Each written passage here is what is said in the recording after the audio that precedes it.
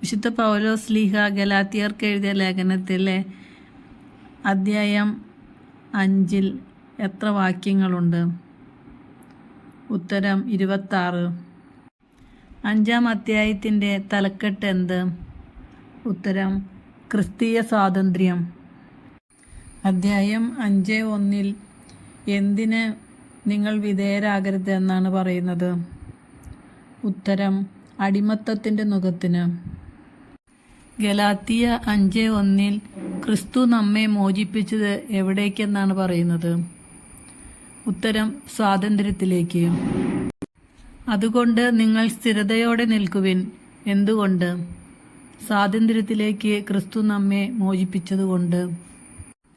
പൗലോസായ ഞാൻ എന്ന മുഖവരയോടുകൂടി പൗലോസ് ഗലാത്യക്കാരോട് പറയുന്നത് എന്ത്? ഉത്തരം നിങ്ങൾ പരിച്ഛേദനം സ്വീകരിക്കുന്നെങ്കിൽ ക്രിസ്തു നിങ്ങൾക്ക് ഒന്നിനും പ്രയോജനപ്പെടുകയില്ല. പരിച്ഛേദനം സ്വീകരിക്കുന്ന ഓരോ മനുഷ്യനോടും പൗലോസ് വീണ്ടും ഉറപ്പിച്ചു പറയുന്നത് എന്ത്?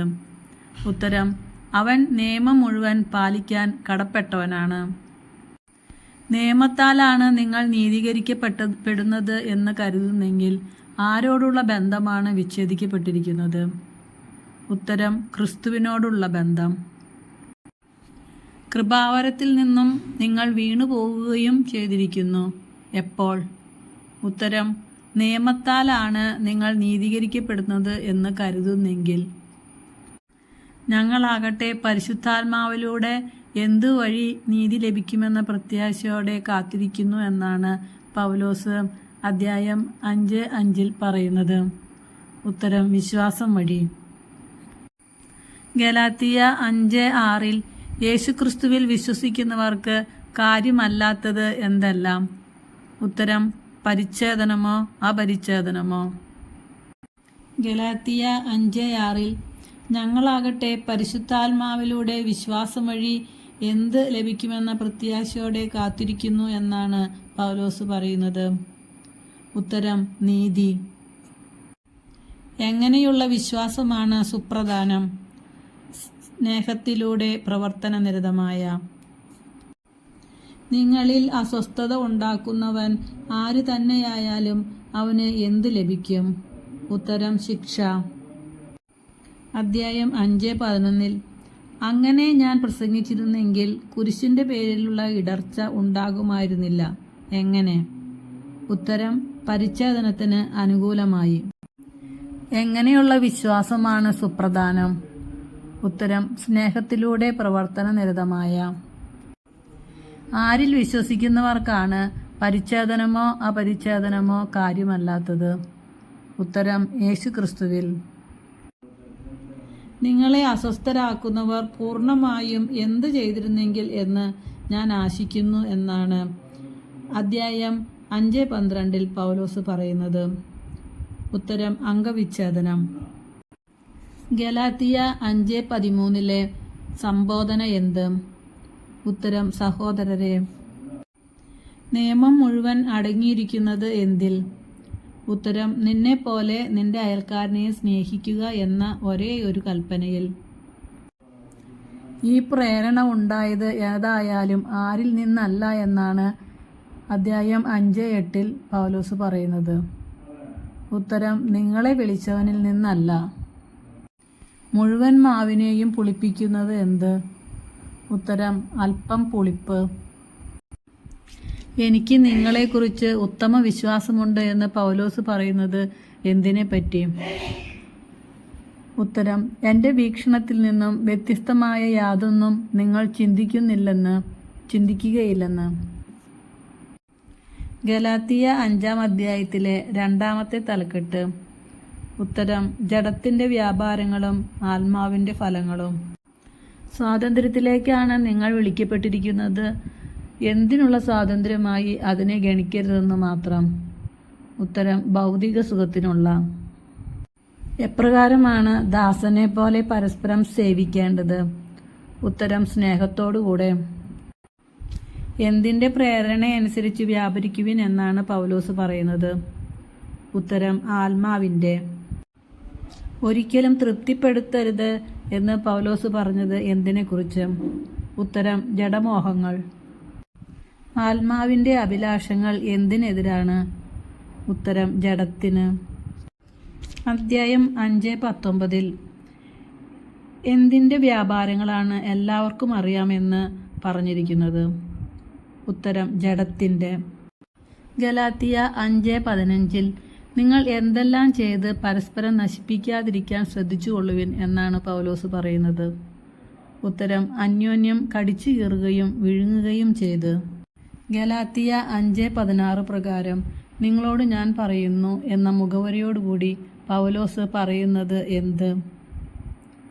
ഉത്തരം ആത്മാവിൻ്റെ പ്രേരണയനുസരിച്ച് വ്യാപരിക്കുവിൻ, ജഡമോഹങ്ങളെ ഒരിക്കലും തൃപ്തിപ്പെടുത്തരുത്. അധ്യായം 5:17 ആഗ്രഹിക്കുന്നത് പ്രവർത്തിക്കാൻ നിങ്ങൾക്ക് സാധിക്കാതെ വരുന്നത് എപ്പോൾ? ഉത്തരം ജഡമോഹങ്ങളും ആത്മാവിൻ്റെ അഭിലാഷങ്ങളും പരസ്പരം എതിർക്കുന്നത് നിമിത്തം. നിങ്ങൾ നിയമത്തിന് കീഴല്ല എപ്പോൾ? ഉത്തരം ആത്മാവ് നിങ്ങളെ നയിക്കുന്നെങ്കിൽ. അധ്യായം 5:19 എന്തിൻ്റെ വ്യാപാരങ്ങളാണ് എല്ലാവർക്കും അറിയാമെന്ന് പറഞ്ഞിരിക്കുന്നത്? ഉത്തരം ജഡത്തിൻ്റെ വ്യാപാരങ്ങൾ. അധ്യായം 5:19 ജഡത്തിൻ്റെ വ്യാപാരങ്ങളായി പറഞ്ഞിരിക്കുന്നത് എത്ര ഏതെല്ലാം? ഉത്തരം 15. 1 വിഗ്രഹാരാധന, 2 ആഭിചാരം, 3 ശത്രുത, 4 കലഹം, 5 അസൂയ, 6 കോപം, 7 മാത്സര്യം, 8 ഭിന്നത, 9 വിഭാഗീയ ചിന്ത, 10 വിദ്വേഷം, 11 മദ്യപാനം, 12 മധുരോത്സവം, 13 വ്യഭിചാരം, 14 അശുദ്ധി, 15 ദുർവൃത്തി. ജഡത്തിൻ്റെ വ്യാപാരങ്ങളിൽ പെടുന്ന പ്രവർത്തനങ്ങളിൽ ഏർപ്പെടുന്നവർ അവകാശപ്പെടുത്തുകയില്ലെന്നാണ് പൗലോസ് താക്കീത് നൽകിയത്? ഉത്തരം ദൈവരാജ്യം. ആത്മാവിൻ്റെ ഫലങ്ങൾ രേഖപ്പെടുത്തിയിരിക്കുന്ന വചനഭാഗം? ഉത്തരം ഗലാത്തിയ 5:22-23 വാക്യങ്ങൾ. എന്തിനെതിരെയാണ് ഒരു നിയമവും ഇല്ലാത്തത്? ആത്മാവിൻ്റെ ഫലങ്ങൾക്ക്. അധ്യായം 5:24 ആത്മാവിൻ്റെ ഫലങ്ങൾക്കെതിരായി എന്താണ് ഇല്ലാത്തത്? ഉത്തരം ഒരു നിയമവുമില്ല. യേശുക്രിസ്തുവിനുള്ളവർ എന്തു ചെയ്തിരിക്കുന്നു എന്നാണ് പറയുന്നത്? ഉത്തരം തങ്ങളുടെ ജഡത്തെ അതിൻ്റെ വികാരങ്ങളോടും മോഹങ്ങളോടും കൂടെ ക്രൂശിച്ചിരിക്കുന്നു. നമുക്ക് ആത്മാവിൽ വ്യാപരിക്കാൻ കഴിയുന്നത് എപ്പോൾ? ഉത്തരം നമ്മൾ ആത്മാവിലാണ് ജീവിക്കുന്നതെങ്കിൽ. നാം പരസ്പരം എങ്ങനെ ആകാതിരിക്കട്ടെ എന്നാണ് ഗലാത്തിയ 5:26 പറയുന്നത്? ഉത്തരം പ്രകോപിപ്പിക്കുന്നവരും അസൂയപ്പെടുന്നവരും വ്യർത്ഥാഭിമാനികളും. ആത്മാവിൻ്റെ ഫലങ്ങൾ ഏതൊക്കെയാണ്? സ്നേഹം, ആനന്ദം, സമാധാനം, ക്ഷമ, ദയ, നന്മ, വിശ്വസ്തത, സൗമ്യത, സംയമനം ഇവയാണ്. ഗലാത്തിയ 6-ാം അധ്യായത്തിൽ എത്ര വാക്യങ്ങളുണ്ട്? ഉത്തരം 18. 6-ാം അധ്യായത്തിൻ്റെ തലക്കെട്ട്? ഉത്തരം പരസ്പരം സഹായിക്കുക. അധ്യായം 6:1 എങ്ങനെയാണ് സംബോധന ചെയ്തിരിക്കുന്നത്? ഉത്തരം സഹോദരരെ. ഒരുവൻ എന്തെങ്കിലും തെറ്റിലകപ്പെട്ടാൽ ആത്മീയരായ നിങ്ങൾ എങ്ങനെ അവനെ വീണ്ടെടുക്കുവിൻ എന്നാണ് അധ്യായം 6:1 പറഞ്ഞിരിക്കുന്നത്? ഉത്തരം സൗമ്യതയോടെ. ക്രിസ്തുവിൻ്റെ നിയമം പൂർത്തിയാക്കേണ്ടത് എങ്ങനെ? ഉത്തരം പരസ്പരം ഭാരങ്ങൾ വഹിച്ചുകൊണ്ട്. ഒരുവൻ താൻ ഒന്നുമല്ലാതിരിക്കെ എന്തോ ആണെന്ന് ഭാവിക്കുന്നെങ്കിൽ അവൻ എന്തു ചെയ്യുന്നു? ഉത്തരം തന്നെ തന്നെ വഞ്ചിക്കുന്നു. ഒരുവൻ എന്തെങ്കിലും തെറ്റിലകപ്പെട്ടാൽ ആത്മീയരായ നിങ്ങൾ സൗമ്യതയോടെ അവനെ എന്തു ചെയ്യുവിൻ എന്നാണ് പറഞ്ഞിരിക്കുന്നത്? സൗമ്യതയോടെ. ഉത്തരം സൗമ്യതയോടെ അവനെ വീണ്ടെടുക്കുവിൻ. ഓരോ വ്യക്തിയും എന്താണ് വിലയിരുത്തേണ്ടത്? ഉത്തരം സ്വന്തം ചെയ്തികൾ. ഗലാത്തിയ 6:5 ഓരോരുത്തരും എന്തു വഹിച്ചേ മതിയാവൂ എന്നാണ് പറഞ്ഞിരിക്കുന്നത്? ഉത്തരം സ്വന്തം ഭാരം. ഗലാത്തിയ 6-ാം അധ്യായത്തിൽ എത്ര വാക്യങ്ങളുണ്ട്? ഉത്തരം 18. അധ്യായം 6:1 നിങ്ങളും എന്തു ചെയ്യാതിരിക്കാൻ ശ്രദ്ധിച്ചുകൊള്ളുവിൻ എന്നാണ് പറയുന്നത്? ഉത്തരം പ്രലോഭിതരാകാതിരിക്കാൻ. അധ്യായം 6:4 ഓരോ വ്യക്തിയും എന്താണ് വിലയിരുത്തേണ്ടത്? ഉത്തരം: സ്വന്തം ചെയ്തികൾ. സ്വന്തം ജഡത്തിനായി വിതയ്ക്കുന്നവൻ ജഡത്തിൽ നിന്ന് എന്താണ് കൊയ്തെടുക്കുന്നത്? അധ്യായം 6:8 പറയുന്നത്. ഉത്തരം: നാശം. അധ്യായം 6:8 ആരാണ് ആത്മാവിൽ നിന്ന് നിത്യജീവൻ കൊയ്തെടുക്കുന്നത്? ഉത്തരം: ആത്മാവിനായി വിതയ്ക്കുന്നവൻ.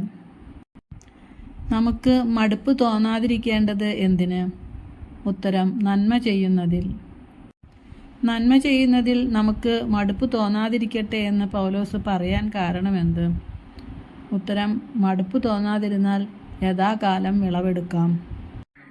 എൻ്റെ സ്വന്തം കൈപ്പടയിൽ എത്ര വലിയ അക്ഷരങ്ങളിലാണ് ഞാൻ എഴുതിയിരിക്കുന്നതെന്ന് നോക്കൂ. ഇത് ആരുടെ വാക്കുകൾ? ഉത്തരം: പൗലോസിൻ്റെ. ശാരീരികമായ ബാഹ്യകാര്യങ്ങളിൽ കൂടുതൽ ശ്രദ്ധിക്കുന്നവർ എന്തിനാണ് നിങ്ങളെ നിർബന്ധിക്കുന്നത്? ഉത്തരം: പരിച്ഛേദന കർമ്മത്തിന്.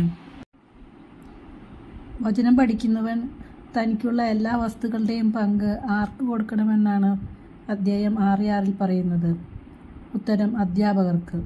പരിച്ഛേദന കർമ്മത്തിന് ഗലാത്യരെ നിർബന്ധിക്കുന്നത് ആരാണ്? ഉത്തരം: ശാരീരികമായ ബാഹ്യകാര്യങ്ങളിൽ കൂടുതൽ ശ്രദ്ധിക്കുന്നവർ.